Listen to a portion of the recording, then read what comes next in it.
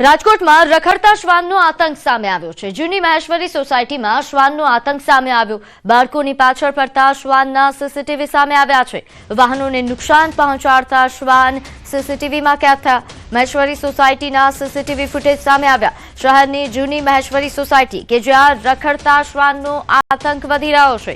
શ્વાન શેરીમાંથી નીકળતા નાના બાળકો પાછળ કરડવા માટે દોડે છે। શ્વાન સ્થાનિકોની ગાડીઓમાં પણ નુકસાન પહોંચાડે છે।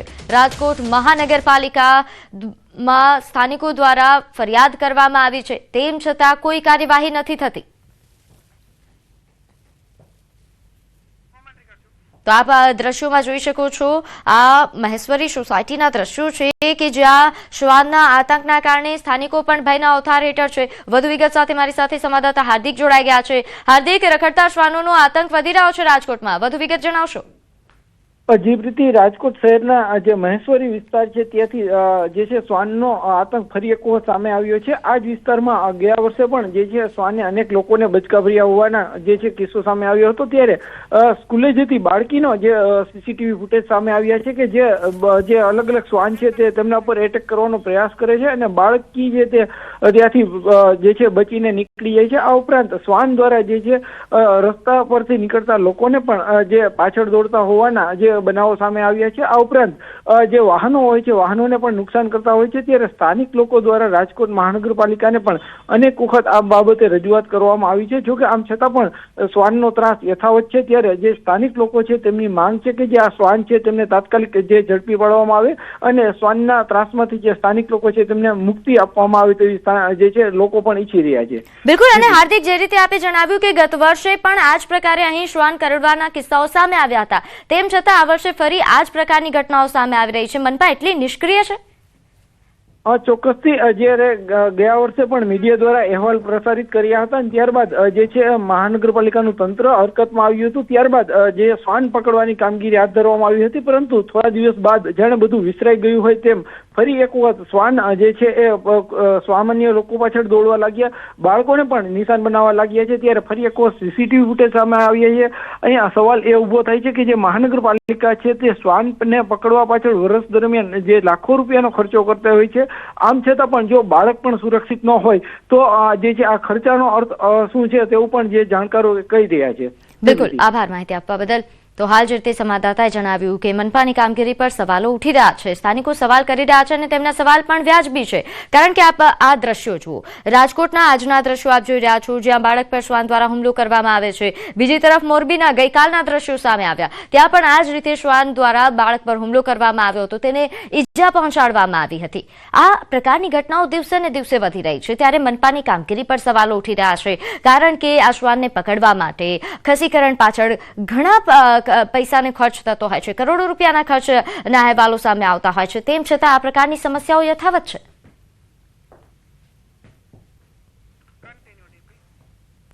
તો ઉત્તર પ્રદેશના મુરાદાબાદમાં પણ રખડતા શ્વાનોનો આતંક જોવા મળ્યો। અહીં એક રખડતા શ્વાને રસ્તા પર ચાલતી એક માસૂમ બાળકી પર હુમલો કર્યો। શ્વાનના કરડવાથી બાળકી ઘાયલ થઈ હતી અને તેને સારવાર માટે હોસ્પિટલમાં દાખલ કરવામાં આવી। બાળકીને શ્વાન કરડવાની ઘટના સીસીટીવી કેમેરામાં કેદ થઈ ગઈ છે। શ્વાન કરડવાનો લાઈવ વિડીયો સોશિયલ મીડિયા પર વાયરલ થઈ રહ્યો છે। મહાનગરપાલિકા સતત રખડતા શ્વાનોને પકડવા માટે ઝુંબેશ ચલાવી રહી છે, તેમ છતાં મહાનગરમાં હજુ પણ શ્વાનોનો આતંક યથાવત છે। વાયરલ વિડીયો એ સદર કોટવાલીના ગંજ બજારનો હોવાનું સામે આવ્યું છે।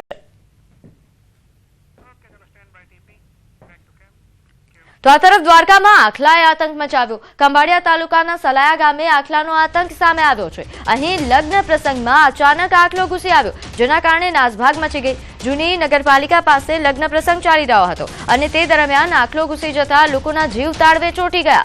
આખલાની અડફેટે આવતા 8 થી 10 લોકોને ઇજાઓ પહોંચી છે। તમામ ઇજાગ્રસ્તોને સલાયાની સરકારી હોસ્પિટલમાં ખસેડવામાં આવ્યા, જ્યાંથી એક ઇજાગ્રસ્તની હાલત વધુ લથડતા તેમને તાત્કાલિક ખંભાળિયા હોસ્પિટલ રિફર કરવામાં આવ્યા। તો સમગ્ર ઘટનાનો વિડીયો પણ સામે આવ્યો છે, જેમાં જોઈ શકાય છે કે લગ્ન પ્રસંગ દરમિયાન આ રીતે આખલો ધસી આવે છે। વધુ વિગત સાથે મારી સાથે સંવાદદાતા મુકુંદ જોડાઈ ગયા છે। મુકુંદ, આ સમગ્ર ઘટના વિગતવાર જણાવશો?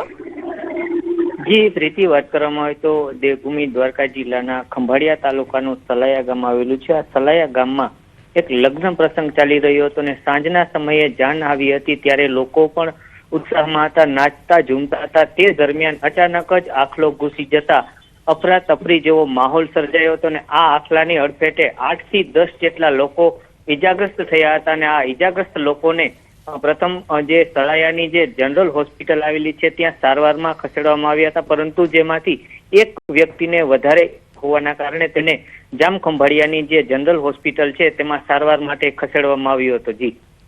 જી મુકુંદ, જે રીતે આપે જણાવ્યું કે અહીં આ પ્રકારની ઘટનાઓ વધી રહી છે, આભાર માહિતી આપવા બદલ. તો હાલ જે રીતે સંવાદદાતા દ્વારા જણાવવામાં આવ્યું કે ઘટનાઓ વધી રહી છે, કાર્યવાહી કરવી એ ખૂબ જરૂરી.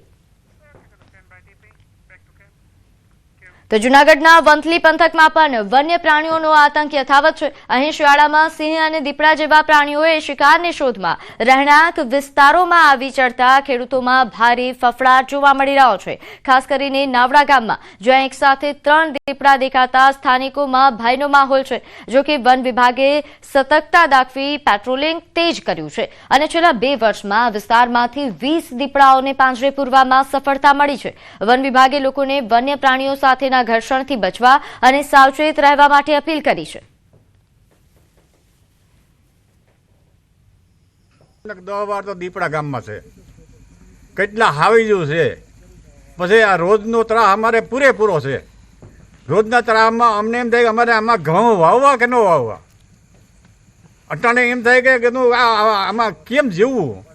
હવે આ સરકાર આમાં કંઈ ધ્યાનમાં લેતી નથી તો અમારે કરવું શું?